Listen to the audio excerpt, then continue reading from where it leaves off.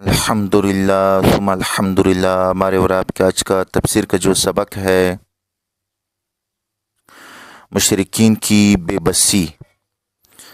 دوسری جگہ اللہ تعالیٰ جل جلالہ فرماتے ہیں، یا ایہا الناس ضرب مثل، اے لوگو ایک مثال بیان کی جاتی ہے، فاستمعوا لہ، اسے غور سے سنو، ان الذین تدعون من دون اللہ، کہ جن کو تم پکارتے ہو اللہ تعالیٰ کے سوا، لن یخلقوا ذبابا، وہ ایک مکھی بھی نہیں بنا سکتے، ولو اجتمعوا لہ، اگرچہ اس کے لیے سارے اکٹھے ہو جائیں، وَإِن يَسْلُبْهُمُ الذُّبَابُ شَيْئًا، اور اگر ان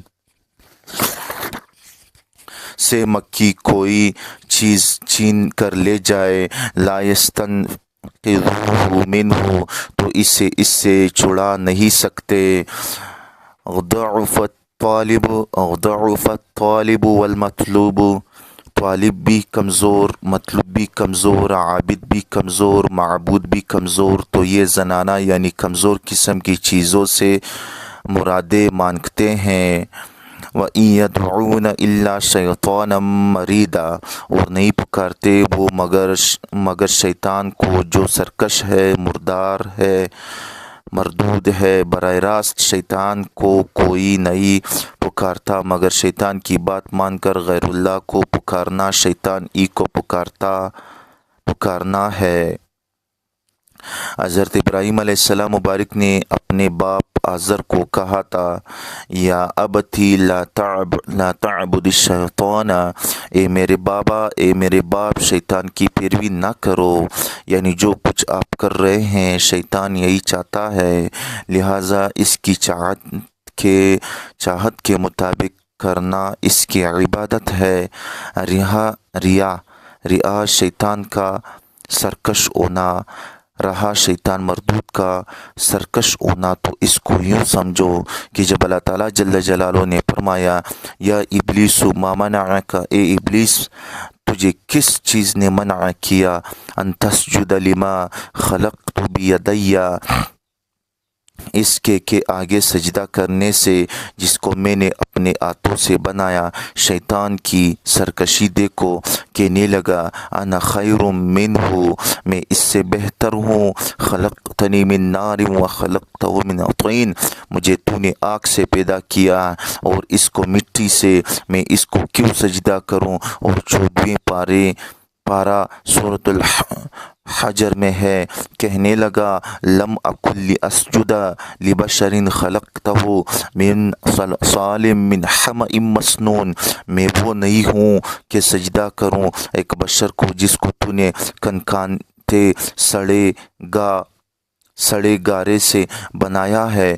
پھر اللہ تعالیٰ کو طعنے دینے لگا کہ ھذا الذی کرمت علی، بنی اسرائیل کی آیات نمبر 62 میں ہے، یہ ہے وہ جس کو تو نے میری اوپر فضیلت بخشی ہے، اس سے زیادہ سرکشی اور کیا ہو سکتی ہے، ایسے سرکش کے تم تابع دار ہو اور رب تعالیٰ کی بات تم نہیں مانتے۔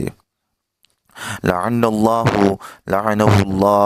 اس مردود شیطان پر اللہ تعالیٰ جل جلالہ نے لعنت کی ہے۔ وقال، اور شیطان مردود نے کہا، لأتخذن من عبادک، البتہ ضرور بناؤں گا میں تیرے بندوں میں سے، نصیبا مفروضا، حصہ مقرر کیا ہوا، سارے تیرے بندے نہیں رہنے دوں گا، میں اپنے بندے بھی بناؤں گا، کیا کروں گا، وَلَأُضِلَّنَّهُمْ، میں ان کو ضرور گمراہ کروں گا، وَلَأُمَنِّيَنَّهُمْ،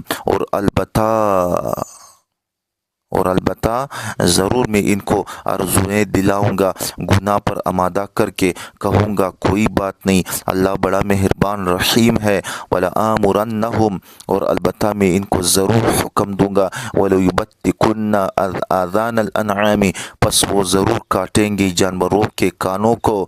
مشرک اس طرح کرتے تھے کہ جانور کا کان تھوڑا سا کاٹ کر نشان لگا دیتے اور کہتے کہ یہ لات کے لیے وقف ہے اور یہ عزا کے کے لیے وقف ہے. جس طرح تم گجرانوالہ جاؤ یا کوئی اور جگہ جاؤ تو تمہیں بازاروں میں آوارہ گائیں پھرتی نظر آئیں گی اور گلے میں ان کے کپڑا باندھا ہوگا. ان کا کوئی مالک نہیں ہے. یہ مشرک قسم کے لوگوں نے اپنے پیروں کے نام پر وقف کی ہوئی ہے. یہی وجہ ہے کہ ان کو چھیڑتا کوئی نہیں ہے. بلکہ یہ گائیں اگر کسی سودے میں منہ مارے تو بڑے آرام سے کہتے ہیں بابا جی پیچھے ہو جاؤ. اس کو مارتے نہیں ہے کہ کئی بیبے جی کو مارنے سے نقصان نہ ہو جائے. ہندو تو واقعتاً گائے کو ماتا کہتے تھے اور اب مسلمانوں نے بھی اس کو ماں بنایا ہوا ہے. 7ویں پارے میں اللہ تعالیٰ جل جلالہ نے اس کی تردید فرمائی ہے. ما جعل اللہ من بحیرۃ ولا صائبۃ ولا وصیلۃ ولا حام ولكن الذين كفروا يفترون على الله الكذب اکثرهم لا يعقلون. اللہ تعالیٰ جل جلالہ نے نہ تو بحیرہ کچھ چیز بنائی ہے اور نہ ہی صاحبہ اور نہ ہی وسیلہ اور نہ ہی حام، بلکہ کافر اللہ تعالیٰ پر جھوٹ افترا کرتے ہیں اور ان کے اکثر عقل نہیں رکھتے. لہٰذا یاد رکھنا یہ جو بکرے چترے کا قبروں پر چڑھاتے ہیں یہ شرک ہے. بڑا جانور تو درکنار ایک مکھی کی وجہ سے ایک آدمی جنت میں گیا اور ایک آدمی جہنم میں گیا. ایک مکھی کی وجہ سے ایک آدمی جنت میں اور ایک جہنم میں. حضرت طارق بن شہاب رضی اللہ تعالیٰ عنہم بارک صحابی ہے اور ایک ہیں طارق بن زیاد رحمۃ اللہ علیہ، وہ تابعین میں سے ہیں جنہوں نے اندلس فتح کیا تھا. یہ طارق بن شہاب ہے. ترجمان سنت میں امام احمد بن حنبل رحمۃ اللہ علیہ کے حوالہ سے روایت ہے. وہ فرماتے ہیں کہ حضرت صلی اللہ علیہ وآلہ وسلم خاتم النبیین مبارک نے فرمایا کہ صرف ایک مکھی کی وجہ سے ایک شخص جنت میں داخل ہوا اور دوسرا دوزخ میں. لوگوں نے تعجب سے پوچھا یا رسول اللہ صلی اللہ علیہ وآلہ وسلم خاتم النبیین مبارک یہ کیسے؟ فرمایا کسی قوم کا ایک بت تھا، ان کا دستور تھا کہ کوئی شخص اس پر چڑھائے بغیر ادھر سے گزر نہیں سکتا تھا. اتفاق سے 2 شخص ادھر سے گزرے. ان لوگوں نے اپنے دستور کے مطابق ان میں سے ایک شخص سے کہا نیاز چڑھاؤ. وہ بولا اس کے لیے میرے پاس تو کچھ نہیں ہے. وہ بولے کچھ نہ کچھ ضرور چڑھا دے خواہ ایک مکھی ہی سی ہو. اس نے ایک مکھی چڑھا دی. اس وجہ سے وہ دوزخ میں گیا. انہوں نے اس کو چھوڑ دیا. اب دوسرے سے کہا تو بھی کچھ چڑھا. اس نے کہا کہ میں اللہ تعالیٰ کی ذات کے سوا کسی اور کے نام پر نیاز نہیں دے سکتا. یہ سن کر انہوں نے اس کی گردن اڑا دی، اس لیے وہ جنت میں داخل ہو گیا.